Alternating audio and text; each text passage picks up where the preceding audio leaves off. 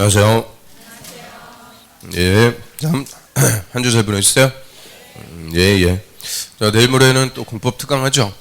근데 특강 꼭 들으셔야 돼요. 하여튼 좀 처음 시작하는데 특강 들어도 됩니까? 그럼 처음이니까 들어야죠.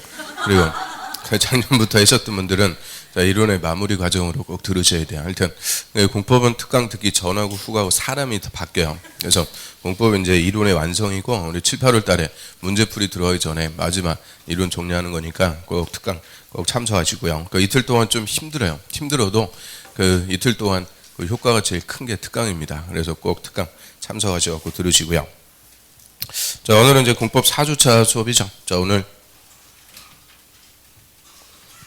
국토법 싹 마무리 짓고 리모컨 어디 갔어요? 리모컨이 어디 갔을까요?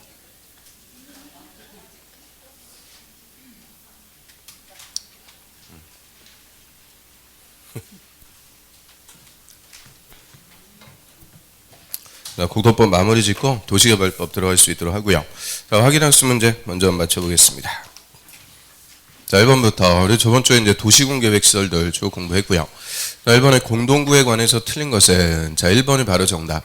택지개발촉진법에 따른 100만 제곱미터 택지개발지구에서 사업 시행하는 자는 공동구 설치한다. 자, 공동구는 200만 초과입니다. 200만 초과일 때 의무적으로 설치. 100만 제곱미터 안 되죠. 그 다음에 이번에 도시군계획 시설 사업에 관해서 틀린 것은 자, 이 시설 사업에 관해서 틀린 거 쭉 5번까지만 참고 내려오면은 정답은 손들고 있죠. 자, 토지주택공사가 시행자 지정받으려면 사업 대상인 사유토지, 자, 국공유지는 제외니까 사유토지 소유자 총수 2분의 2 이상 동의받는다. 그러니 토지주택공사가 시설사업 시행자로 시설사업 시행하려면 지정받아야 돼요? 필요 없어요? 지정받아야죠. 여기 지정받는다 그랬으니까 지정받아야 되는데 토지주택공사는 공기업입니다. 민간은 아니니까 요건을 갖출 필요는 없다. 그래서 토지주택공사도 비행정청 지정은 받아야 돼요. 근데 요건을 갖출 필요는 없다. 민간 시행자는 아니죠.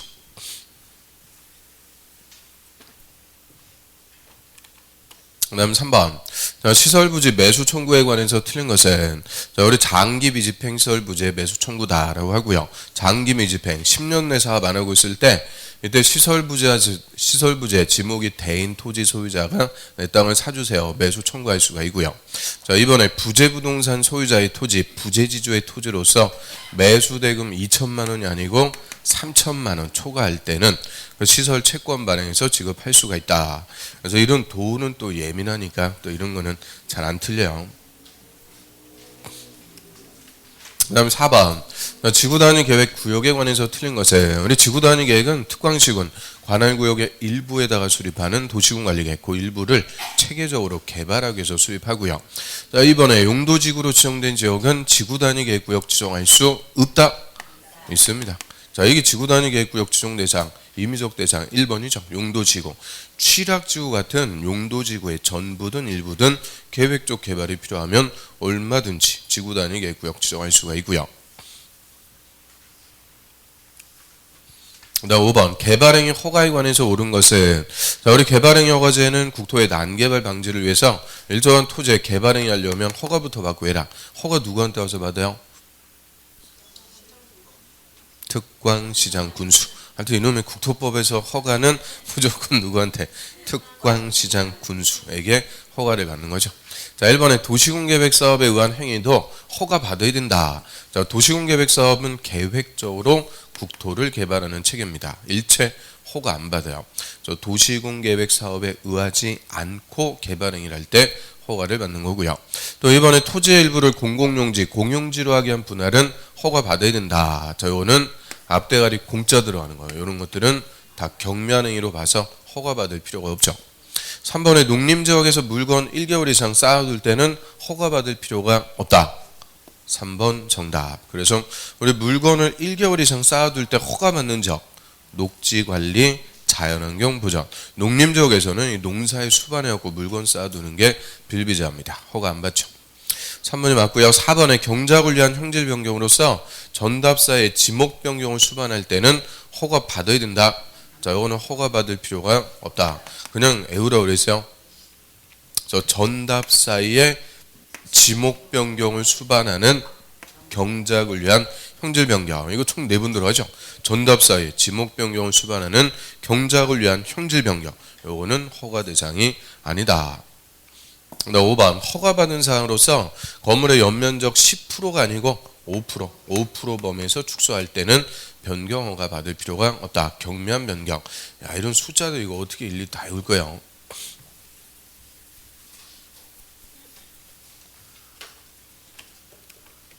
6번에 개발행위 허가에 관해서 틀린 것은, 자, 얘도 5번까지만 꾹 참고 오시면은 정답은 딱 손들고 있죠.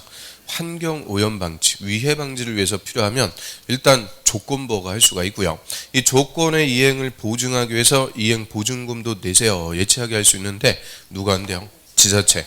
이 국가나 지자체 같은 공공은 보증금 내지가 없습니다. 그래서 공공이 보증금 낸다. 그러면 무조건 틀리죠.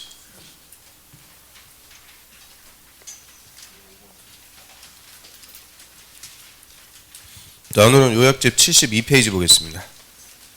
요약집 72페이지. 자, 2절에 개발행위에 따른 기반설의 설치. 자, 여기 우리 국토법의 이제 마지막 제도다라고 하고요. 자, 제목을 기반설 연동제라고 그래요. 요 개발행위는 기반설하고 연동이라는 게 묶여갖고 움직인다. 그죠? 그래서 기반설이 충분하면 개발행위도 할 수가 있고, 기반설이 부족하면 개발행위도 할 수가 없다. 이 개발행위는 기반설하고 연동한다라고 하고요. 자, 기반설 연동제 2가지 제도가 있어요. 개발밀도 관리구역, 기반설 부담구역. 자, 2개 제도를 합쳐갖고 연동제라고 하고요. 일단 이 2개는 제일 잘 물어보는 게 둘 다 구역으로 끝난다. 그래서 용도구역이다 그러면 안 돼요. 요거는 용도구역이 아닙니다. 우리 도시군관리계획 결정하는 내용, 용도구역 하면은 4가지 뭐 있어요? 개발제한구역, 도시자연공구역, 시가와 주정구역, 수산자원 보호구역. 그 4개를 용도구역이라고 하고요. 이 2개는 용도구역이 아니에요. 그래서 도시군관리계획 결정에서 정한다 그러면 틀려. 결정하는 내용이 아니고 다 개발행위 허가에서 나오니까 허가권자, 특광시장 군수, 특광자 원수가 별도로 정합니다. 그리고 2개가 서로 정반대. 개발밀도 관리구역은 기개발지, 이미 개발이 끝난 것. 기반설 부담구역은 신개발지, 새로 개발할 것. 그래서 서로 정반대 개념이기 때문에 하나의 토지의 2개 구역을 중복하여 지정할 수 있다.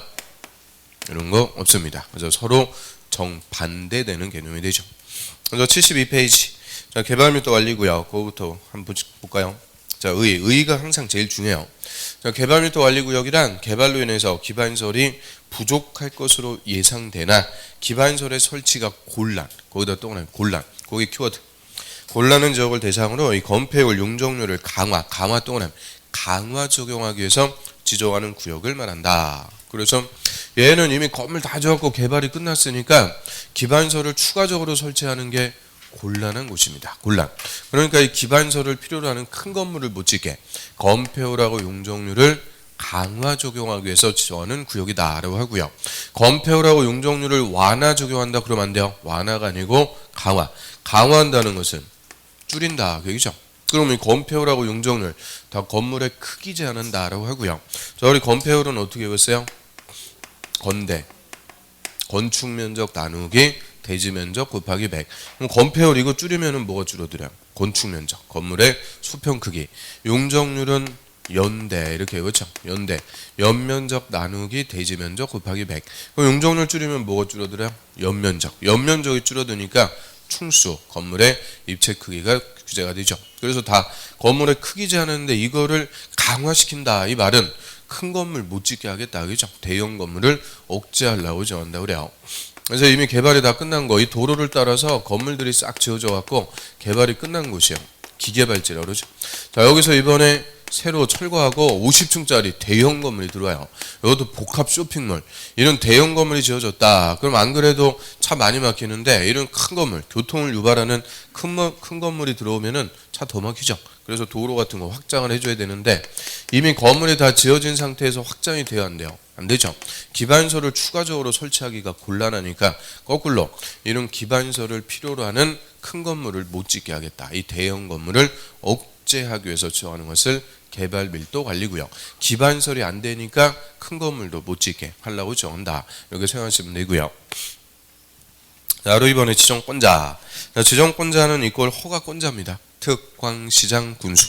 특광시장 군수는 주거 동그라미, 상업 동그라미, 공업 동그라미, 주상공업적. 자, 요거를 기계발제라고 그러죠. 기계발제에서 밑에 줄 끝에 개발밀도 관리구역을 지정할 수가 있다. 밑줄 임의적. 지정할 수가 있다. 그래서 얘는 임의적으로 지정할 수가 있고요. 그 밑에 절차. 특광시장 군수는 개발밀도 관리구역 지정하려면 그 밑에 줄 지방도시계획위원회 심의 밑줄 지방도시계획위원회 심의를 거쳐야 된다. 그래서 박스에 보면 개발밀도 관리구역의 명칭 범위, 건폐율이나 용적률의 강화 범위 이런 것들을 허가권자 지 맘대로 하는 게 아니고 다 심의 거쳐갖고 지정하고 밑에 고시까지 하죠. 근데 이 개발밀도 관리구역은 주민의 의견을 듣는다. 이건 없어요. 주민 의견 정치가 없다. 이게 그대로 작년 정답. 그래서 개발밀도 관리구역은 주민 의견 정치가 없다. 이게 또 특징.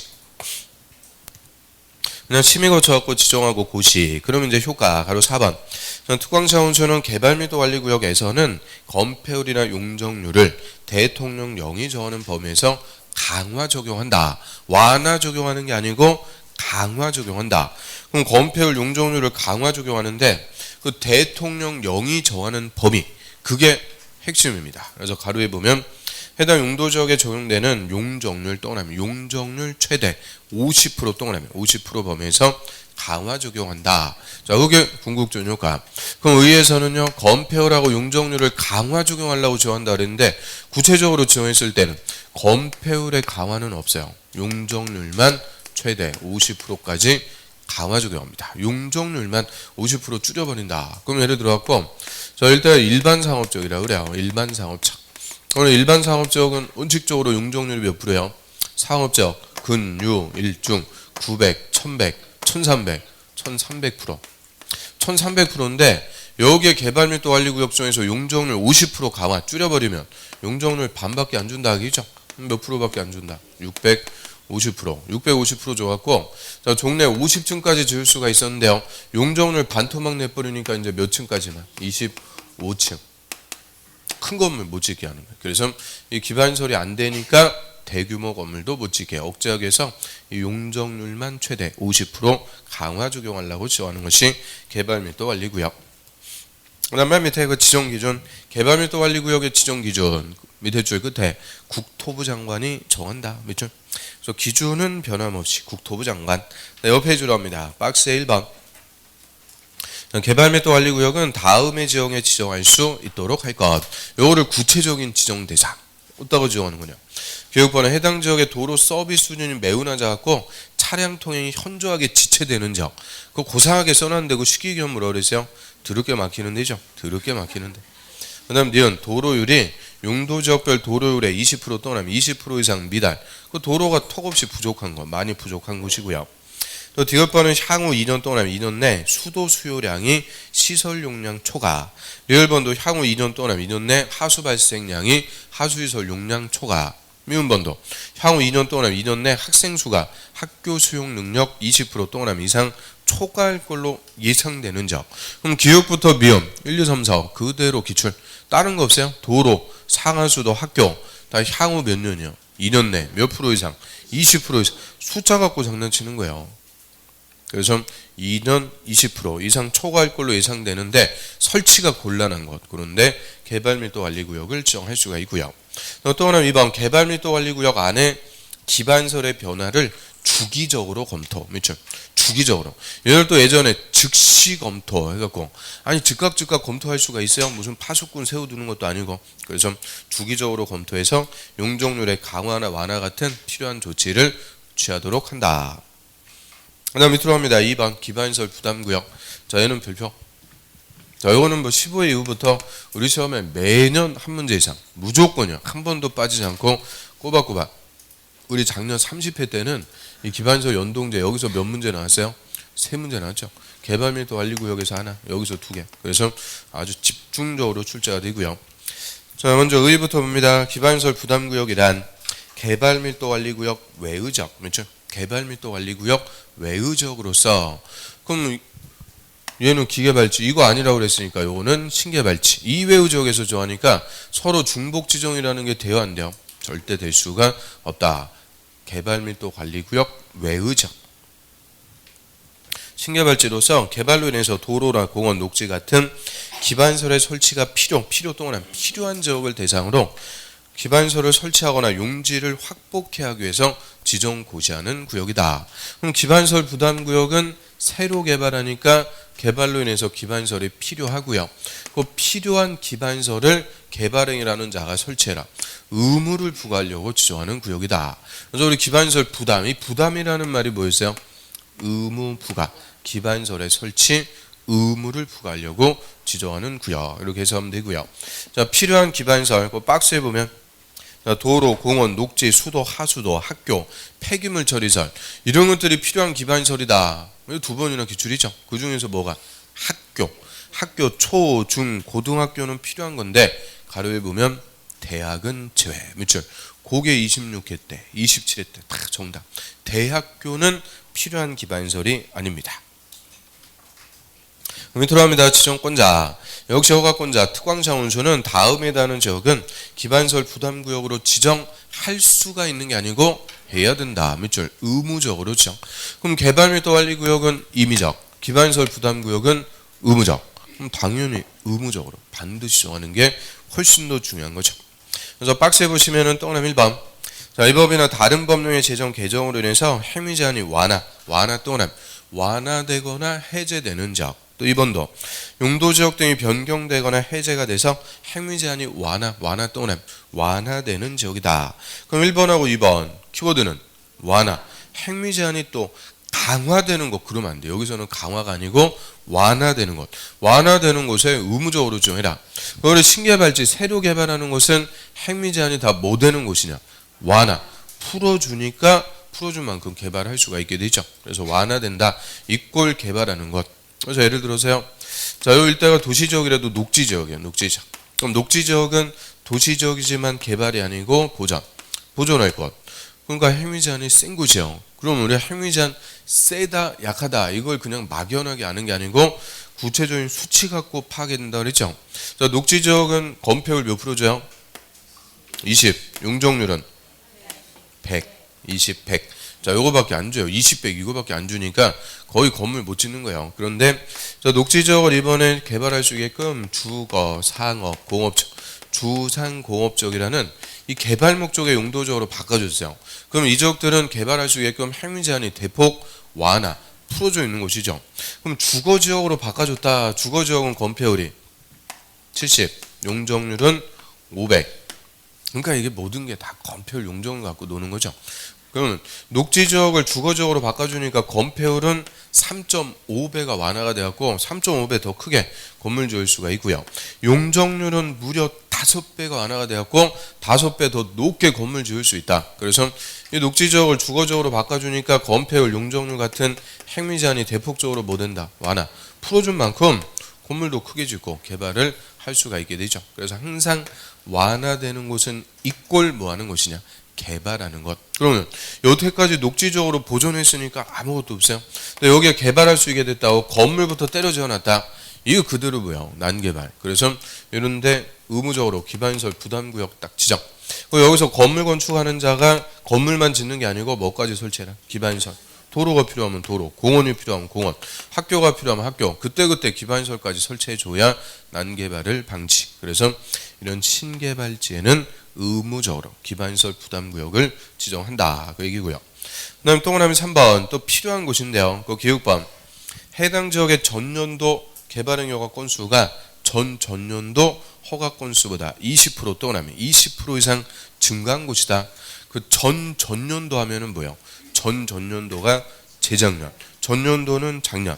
그러면 그 지역에 재작년에 허가를 내준 건수가 100건.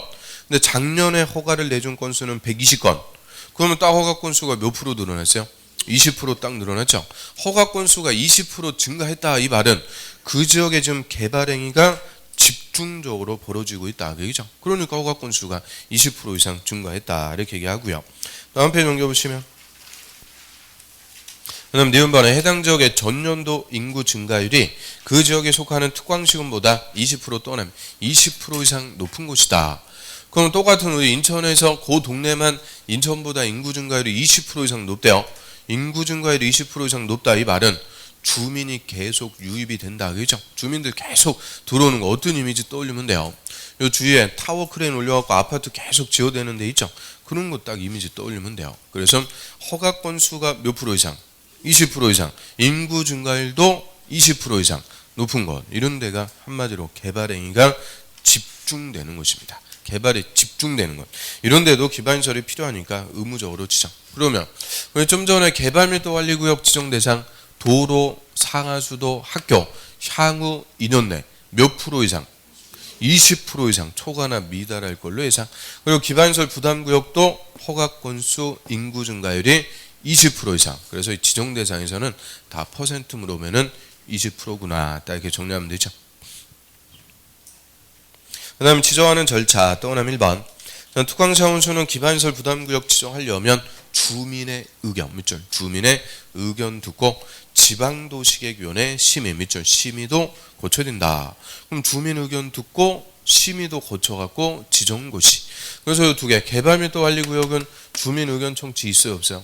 없다. 얘는 주민의 의견 들어요. 그러니까 그 차이점을 그냥 작년에 한 문제 물어봤죠. 주민 의견 청취가 없는 것을 해갖고 정답이 개발밀도관리구역. 밑으로 갑니다. 지정하는 기준. 기반시설 부담구역의 지정 기준도 끝에 국토부 장관이 정한다. 밑줄. 다 국토부 장관이 정하는데, 자, 이 국토부 장관이 기준을 정할 때 그 밑에 조그만 글씨 하나만 좀 보면 기반시설 부담구역은 끝에 최소 10만 또는 10만 제곱미터 이상의 규모로 지정할 것. 얘는 최소 면적이 있어요. 10만 이상. 그럼 개발밀도관리구역은 최소 얼마 이상? 그런 거 없다. 기반시설 부담구역만 최소 10만 이상. 그러니까 얘가 계속 논점이 나온다. 그죠? 그래서 더 중요한 거고요. 일단 기반시설 부담구역 지정했어요. 가로 5번 기반시설 설치 계획부터 수립. 그게 첫 번째 효과입니다. 그러면 기반시설 부담구역에서 요 건물 건축하는 자들이 기반시설 설치해라 그러니까 아무거나 지 맘대로 막 설치하고 그러면 안 되겠죠. 그래서 어떤 기반시설을 어디에 뭐부터 계획적으로 설치할지 기반시설 설치 계획. 자, 요거부터 수립을 해줘야 돼요. 그러면 기반시설 설치 계획도 누가 수립하는 거냐?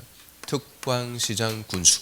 하여튼 이 연동제에서는 구역을 지정하든 계획을 수립하든 다 특광시장 군수가 합니다. 그게 그대로 29회 때는 정답.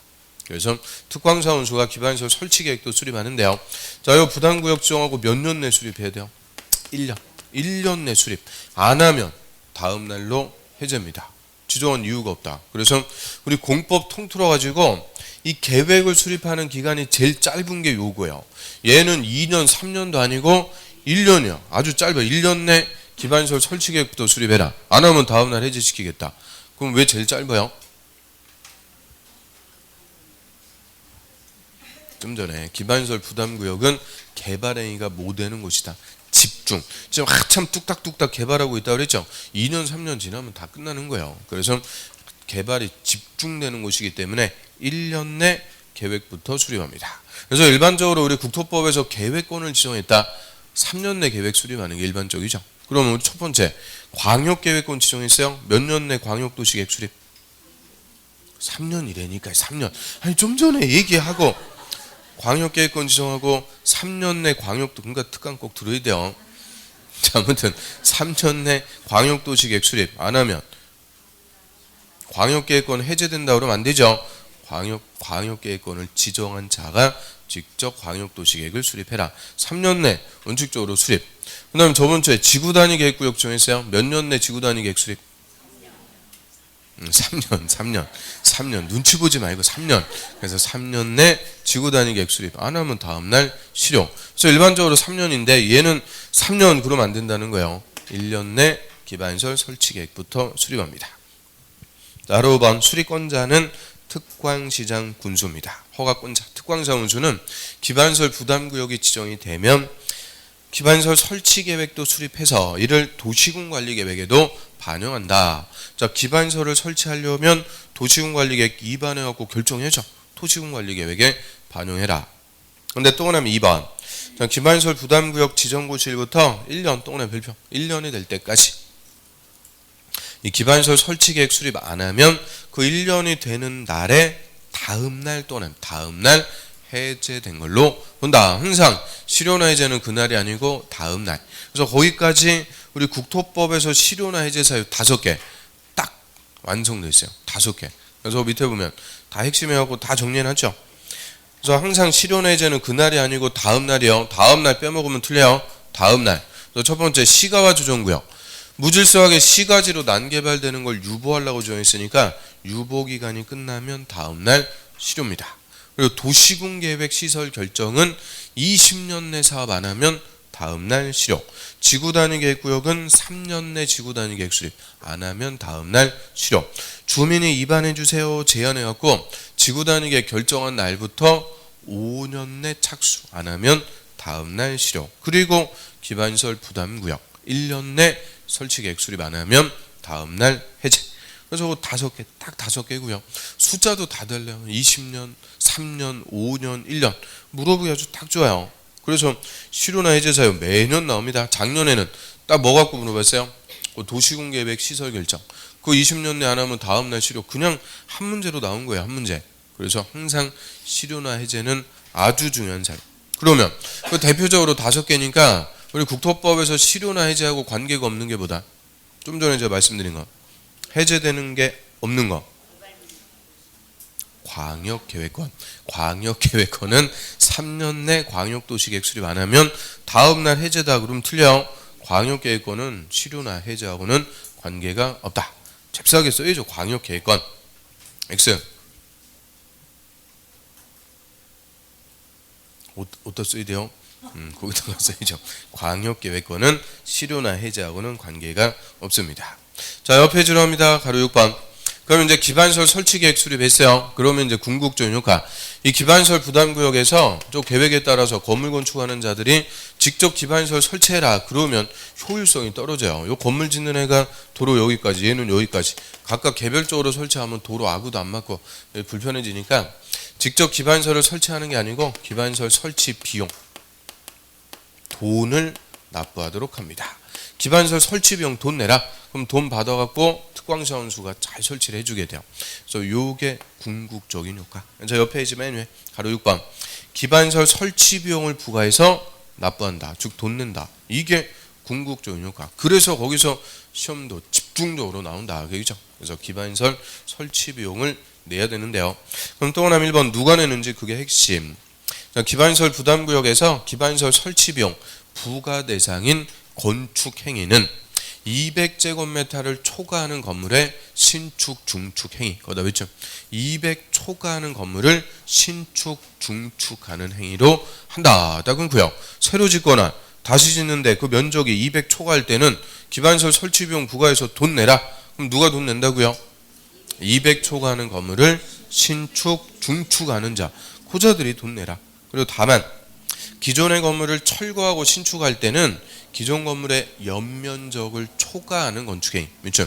기존의 연면적을 초과하는 건축행위만 부과 대상으로 한다. 그럼 예를 들어서요. 자, 기존의 150제곱미터 건물, 이거 오래돼갖고 철거. 그 250제곱미터 건물로 신축.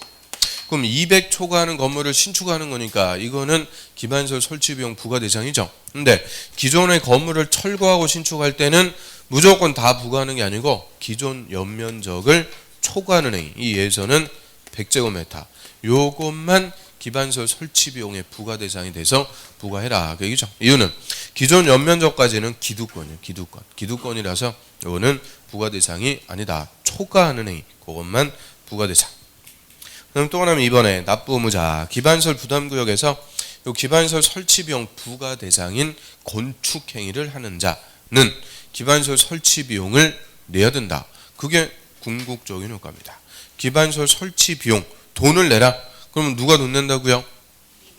200 초과하는 건물을 신축, 중축하는 자. 고자들이 기반시설 설치 비용을 낼 의무를 부과하는 게 기반시설 부담구역. 그럼 또 하나 3번에 특광시장 운수는 납부 의무자가 국가나 지자체로부터 건축허가 받으면 2개월 원래 기반시설 설치 비용을 부과해야 하고 딱 끊고요.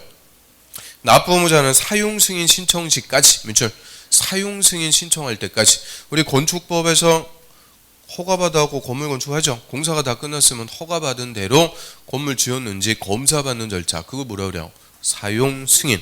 그 건물 짓는 공사 끝나고 사용 승인을 신청할 때까지 내야 된다. 그래서 자 200 초과하는 건물을 신축, 중축하기 위해서 건축허가 받으면 2개월 내 내야 된다. 그러면 틀려요. 2개월 내 내는 게 아니고 2개월 내 부과. 얼마 내라? 부과. 납부의무자는 언제까지만 내주는 거냐? 사용 승인을 신청할 때까지. 건물 짓는 공사 끝나고 그 사용 승인 신청할 때까지만 내주면 되는 거죠. 밑으로 갑니다. 동그라미 5번의 납부 방법. 기반시설 설치 비용은 현금, 동그라미 현금, 신용카드, 직불카드로 납부하도록 하되 딱 끊고요. 현금 내는 게 원칙. 그런데 부과대상 토지, 이와 비슷한 토지로 하는 납부, 그거를 물납, 토지 같은 물건으로 내니까 물납을 인정할 수 있다. 딱 끊고요. 자, 얘가 24일 때, 25일 때 다 정답. 토지로 물납할 수 없다. 그럼 틀려요. 얼마든지 토지로 물납할 수가 있죠. 근데 이때 계속 보면 물납을 신청할 수 있는 토지의 가액은 해당 기반시설 설치 비용 부가액을 초과할 수 없다. 밑줄 없다. 있다 없다 딱 단순하게 또 바꿔놓으면 헷갈려요. 부가액을 초과할 수 없다. 그럼 초과할 수 없다. 이 말의 의미는 자, 예를 들어서요. 기반시설 설치 비용 1,000만 원 부과했는데 1억짜리 토지를 던지면서 9천만 원 거실러. 이런 거 있어요 없어요? 없다. 그거예요. 그래서 물납을 신청할 수 있는 토지 가액은 기반시설 설치 비용 부가액을 초과할 수 없다. 즉 거슬러라 이런 거는 없습니다. 그다음 밑에 안 내면은 강제 징수하고요. 그 밑에 핵심 건물별 기반시설 유발 개수 거기다 필평. 저 건물별로 건물이 건축되면은 기반시설이 유발된다는 게 뭐예요? 유발. 생긴다 그죠? 생기는 거. 아니 너하고 얘기만 하면 암이 유발돼 뭐 그러지 않아요? 그래서 유발이라는 게 건물이 건축되면서 기반시설이 필요한 거, 생겨야 되는 거, 그거를 유발. 그래서 이 건물별로 건물이 지어지면 기반시설이 얼만큼 필요한지 그거를 수치로 정해놓은 것을 기반시설 유발 개수라고 하고요. 이게 건물의 용도별로 규정이 되어 있어요.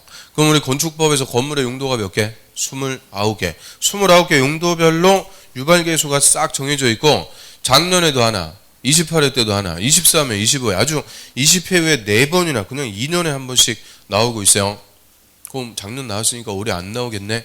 그러다 허를 찔려요. 그래서 이 요새 아주 노다지.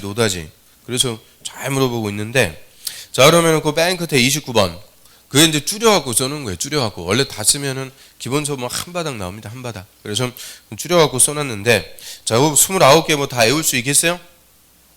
외우면 돼요. 자, 그래서 다 외울 수가 없으니까 인간적으로 딱 3개 넘버 1, 2, 3라도 알아야죠. 넘버 3까지는 알아야 돼요. 그럼 넘버 1 제일 높은 게 위락설. 그 위락설이 2.1. 그다음 있죠. 16번 위락설의 2.1.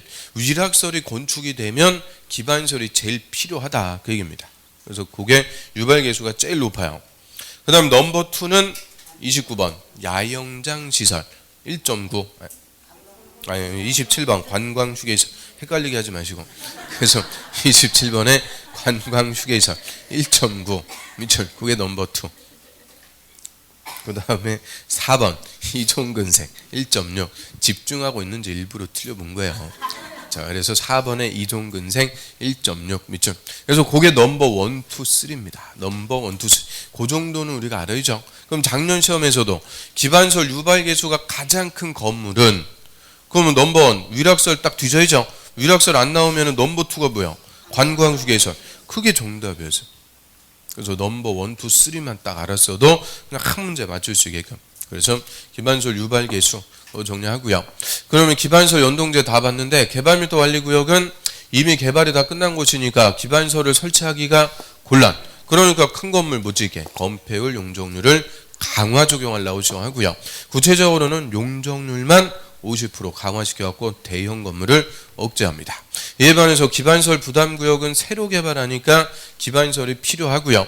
필요한 기반시설을 건물 건축하는 자들이 설치해라. 근데 직접 설치하는 게 아니고 설치 비용, 돈을 납부하도록 하는 거죠. 그럼 기반시설 설치 비용 누가 낸다고요? 200초가하는 건물을 신축, 중축하는 자, 고자들이 기반시설 설치 비용 돈을 내도록 하는 게 기반시설 부담구역입니다. 자, 넘어갑니다. 보칙과 벌칙. 자, 먼저 시범도시의 지정. 그 시범도시는 그 맨 앞에 국토부 장관 있죠. 국토부 장관이 지정할 수 있다. 뭐 그 정도. 일부 시범도시, 시범단지, 시범지구. 요 주변에 시범단지 뭐 이런 거 있어요? 발음을 또 잘해야 돼요. 시범단지. 아무튼 그래서 이런 거 다 누가 정하는 거냐? 국토부 장관. 국토부 장관이 정할 수 있다. 뭐 그 정도 누가 정하는지 그 정도 보고요. 그 밑으로 와서 청문. 청문이라는 것은 우리한테 불이익한 처분하기 앞서 갖고 변명할 수 있는 기회를 주는 절차를 청문한다라고 하고요. 예를 들어 갖고 거짓, 그 밖에 부정한 방법으로 개발행 허가 받았다. 거짓말로 개발행 허가 받은 거 걸리면 허가 취소해 버릴 수가 있는데요. 취소하기 전에 너 왜 거짓말로 허가 받았냐? 변명하라는 거예요. 그럼 또 청문회장 가고 제가 어쩔 수 없이 부득이하게 불가피하게 위반할 수밖에 없었습니다. 선처를 바랍니다. 2시간 개거품 물고 떠들죠. 다 듣고 뭐예요? 취소. 자, 그래서 아무튼 변명할 수 있는 기회를 주는 것을 청문한다라고 하고요. 그래서 국토부 장관, 시도지사, 시군구청장은 다음에 처분하려면 청문을 할 수가 있는 게 아니고 해야 된다. 필수적인 절차인데, 자, 박스에 보면 개발행 허가 취소, 개자 동안 개발행 허가 내준 거 취소할 때. 또 두 번째, 도시군계획 시설사업 시행자 지정을 취소. 시행자 지정 취소해버리면 사업 못하게 하는 거예요. 저 맨 앞에 도자 동그라미. 또 3번 실시계획 인가의 취소. 역시 실시계획 인가 취소해버리면 시설사업 다 못하게 하는 거니까 그 실자 동그라미. 그래서 그 세 개인데 이게 종전까지는 우리 국토법에서 토지거래 허가도 규정을 하고 있었어요. 국토법 맨 마지막에 토지거래 허가. 그런데 이게 저 국토법에서 빠져갖고 무슨 법으로 넘어갔어요? 부동산 거래 신고 등에 관한 법률, 그 법률로 넘어와서 중개사법에서 배우는 거죠. 좀 중개사법도 좀 신경을 좀 써주세요. 그래서 중개사법에서 여러분들 이제 토지거래허가 배우고 있어요. 아주 좋아 죽겠어. 공법에 있었는데 옛날 이 토지거래허가 이것도 그냥 2시간 강의하는 분량인데 이거 다 중개사법으로 넘어가고 아주 좋아 죽겠어요. 아무튼 저 토지거래 허가의 취소. 옛날에는 이것도 있었어요. 그래서 토자까지 따갖고 그 앞글자 그대로 읽으니까 개도실토. 청문회장 가면 개도 실토한다. 그래서 딱 떨어져갖고 개도실토 간단하게 외웠는데 야 이게 이제 빠져가지고 요거는 없어졌어요. 그래서 개도실 딱 3개만 청문사입니다. 국토법에서는 딱 3개 개도실. 근데 저 작년에는 주택법의 청문사유를 또 한 문제로 그냥 물어봤어요. 그래서 청문 이런 것들도 좀 이제 정리를 해둬야 돼요. 자, 여기까지가 국토법 끝입니다. 국토법 끝. 그다음 넘어가겠습니다. 두 번째 법률 도시개발법. 80페이지에 보시면은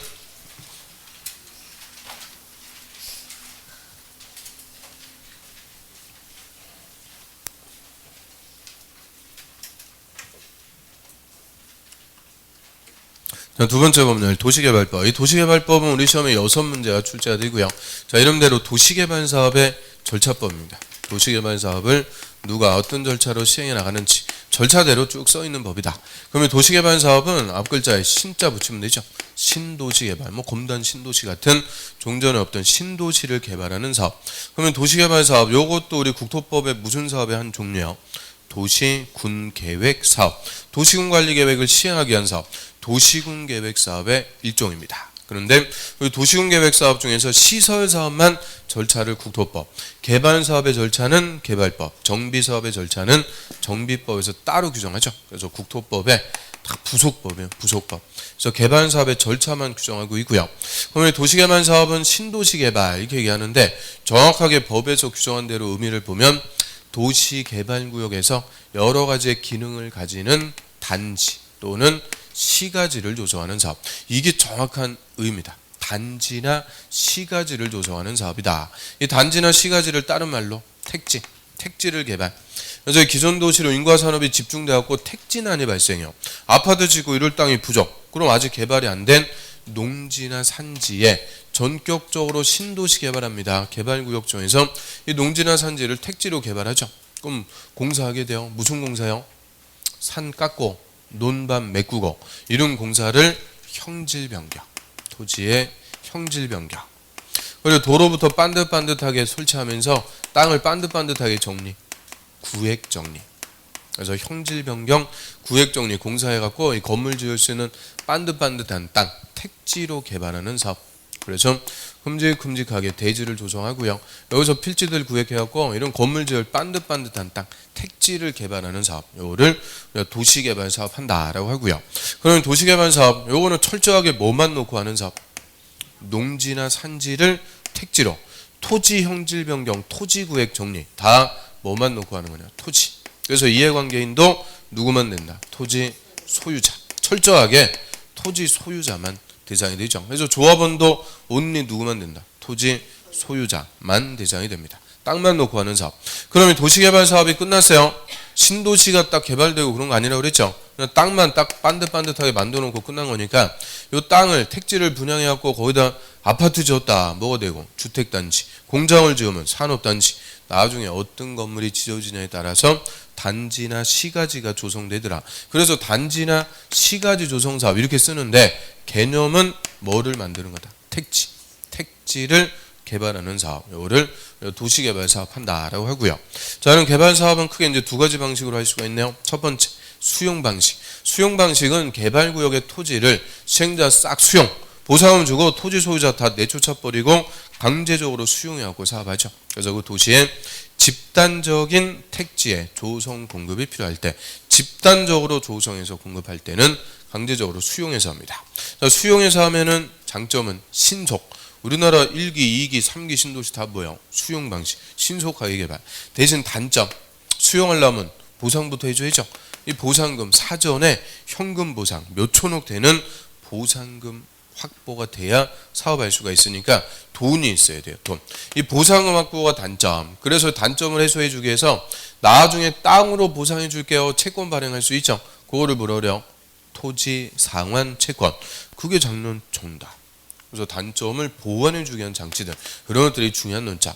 또 싹 수용해 갖고 개발하니까 똑같이 개발.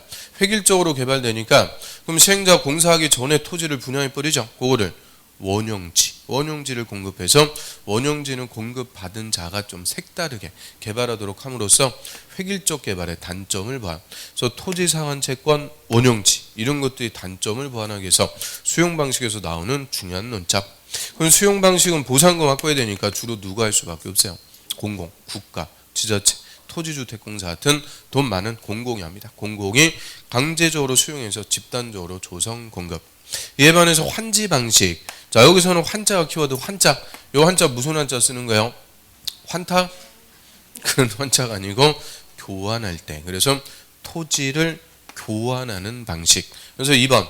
집과 땅값이 너무 비싸가지고 수용이 안 될 때. 그거 안 그래도 우리 수용 방식은 보상금 확보가 어렵다 그랬죠. 근데 땅값도 비싸면 돈 넣은다나 보상금 확보가 안 되니까 이때는 토지 소유자의 동의 받아갖고 하는 거죠. 동의. 그래서 동의 받아갖고 사업한다. 그럼 무조건 무슨 방식이냐? 환지. 수용 방식에서는 다 수용해서 다 쫓아버리고 하니까 동의 받고 그런 거 없어요. 동의 받는다 그러면 환지.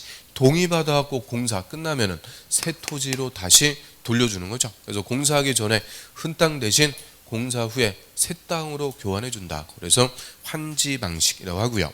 그 환지 방식으로 개발 사업하면 장점은 뭐예요? 동의. 동의 받아갖고 하니까 수용할 필요가 없다. 보상금이 필요가 없다. 이게 장점. 대신 단점. 동의가 장점이자 단점이죠. 그래서 이 동의 꼭 안 해주고 반대하는 사람들 때문에 오래 걸려요. 그 반대하는 사람들 어디로 보내야 돼요? 물류센터로 보내버리죠. 이제 물류센터로 보내갖고 한 방에 다 정리해요. 그래서 오래 걸려. 이제 알았어요. 이제 그 쿠 뭐 있잖아요. 그 물류센터로 보내갖고 한 방에 정리. 자, 아무튼 절차가 오래 걸리고요. 어떻게 꾸역꾸역 동의받아갖고 공사 끝났다. 나중에 새 토지로 돌려주는데 서로 좋은 땅 받으려고 싸우는 거니까 환지 계획, 환지 예정지, 처분, 등기, 청산, 수용 방식보다 절차가 복잡해질 수밖에 없어요. 그래서 이 장단점이 거꾸로요. 수용은 신속한데 돈이 필요하고 환지는 돈은 필요 없는데 오래 걸리고 복잡. 그 환지 방식은 누가 하겠어요? 수용이 안 되니까 공공이 하는 게 아니고 자기들이 토지 소유자나 조합이 자기들 동의받아갖고 공사 스스로 공사하고요. 끝나면은 새 땅으로 돌려받는 것이 환지 방식. 그래서 크게 수용 방식, 환지 방식 두 가지 방식으로 사업을 할 수가 있죠. 그래서 일단 80페이지의 그 파트 2 도시개발법 그 중간 정도에 보시면 조그만 글씨 있죠. 조그만 글씨. 그 십자 표시하고 도시개발 사업이란 찾았어요? 도시개발구역에서 주거, 상업, 산업, 유통, 정보통신 뭐 등등등 여러 가지의 기능이 있는 단지나 시가지를 조성. 그다음에 있죠. 그게 의미입니다. 단지나 시가지를 조성하는 사업. 쉽게 얘기하면 택지를 개발하는 사업이다라고 하고요. 그 바로 위에 사업 시행에서 1번 수용 방식은 집단적인 조성 공급이 필요할 때, 이에 반해서 환지 방식은 끝에 지가가 현저히 높아갖고 수용이 안 될 때 동의받아갖고 하는 것이 환지 방식. 그래서 크게 두 가지 방식으로 할 수가 있고요. 옆에 개발계획부터는 좀 쉬었다 보겠습니다.